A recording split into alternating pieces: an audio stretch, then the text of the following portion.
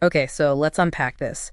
Today we're doing a deep dive into the Tudios Soleil01 electric dirt bike.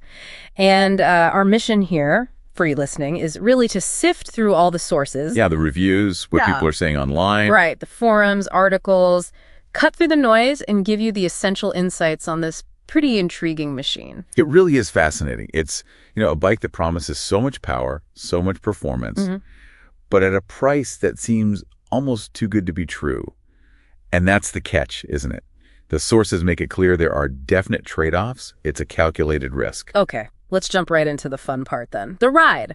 People seem to love it. I saw the phrase stupid fun pop up quite a bit. That captures it pretty well. So what are the specs behind that? What's giving it that kick, especially for the money? Well, you've got a pretty potent 2,000-watt motor that's quite a bit of power. Okay. And it's paired with a solid 48-volt, 21-amp-hour battery. Right. So, decent range, good punch. Then add in the full hydraulic suspension, front and rear. That's huge for soaking up bumps on trails. So proper off-road capability then, not just looks. Exactly. It really delivers a ride that honestly feels like it belongs on a much more expensive bike.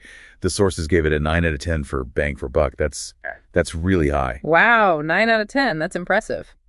But you mentioned something even more interesting, how users can get more performance out of it. How does a budget bike even allow that? Yeah, this is pretty key. It uses something called a FarDriver controller. Think it is a bike's brain. Okay. And this specific controller, the FarDriver, it's known for being programmable, which is unusual at this price point. Programmable how? Like, what can you actually do? Well, with just a cheap Bluetooth dongle, like maybe $20, enthusiasts can connect to it and basically unlock higher speeds. We're talking stock is maybe 37 miles outer, but people are getting 43, even up to 50 miler out of it. 50? Seriously? From a budget bike? Seriously. It shows where they might have put the money, into that core powertrain. It's a huge draw for people who like to tinker. Okay, that's the wow factor. But it sounds like there's a but coming. This is where the trade-offs appear, right? What are the sources consistently warning people about? Yeah. Here's the other side of the coin. Quality control. It's a recurring nightmare in the user reports. Nightmare how? Like minor stuff? Not always minor, no. People report getting bikes with dead batteries right out of the box, broken plastic fairings, sometimes even wrong parts installed. Oof, that initial excitement would die pretty fast. Instantly, yeah. Turns unboxing into frustration really quickly. So connecting the dots here, you mentioned the controller being good, the motor being strong, but then these QC issues.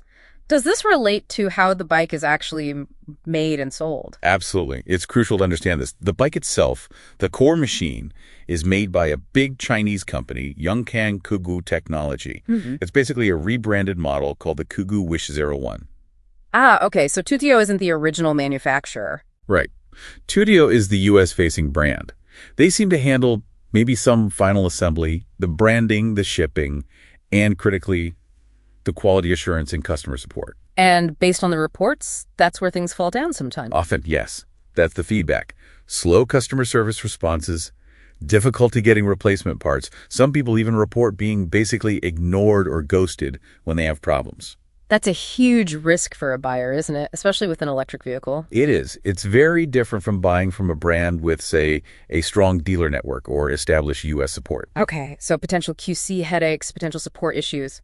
But assuming you get a good one, or fix the initial problems, is it actually good off-road? You mentioned the suspension. Yes, definitely built for it. It's got that dual suspension, proper knobby tires for grip on dirt and mud. And brakes, if it's going potentially 50 mile an hour. Good point. And yes, they seem to have done well here. Full hydraulic disc brakes, front and rear. Users consistently praise them. Amazing stopping power, stops on a dime, that kind of feedback, which you definitely need. Okay, so summing this all up, who is this bike actually for? Who should consider taking that calculated risk you mentioned?